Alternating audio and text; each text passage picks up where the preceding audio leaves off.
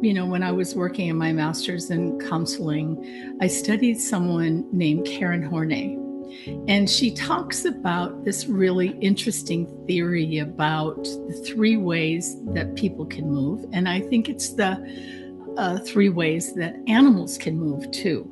When you first meet an animal and they're scared and they're in survival mode, or even maybe something in their environment has triggered a memory where they were in survival mode, that's something to think about too. But when a person is in a stressful situation, they can move in three different ways. They can move toward someone in a people-pleasing way, and the way that a dog might move toward a person or another animal, another dog, is they might do something called submissive peeing to show, and they get small, or they may roll on their back because they're trying to say that would be moving toward, if that makes sense.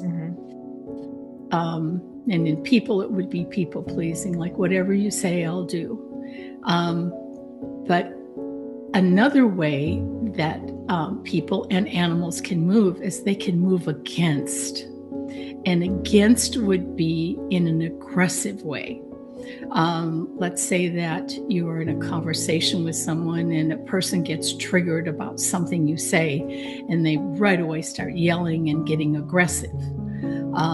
If you're working with a cat or a dog and you're walking up to that and they want to move against you, they may growl or snarl or hiss or bat their arm at you or bite. Any of those ways would be aggression.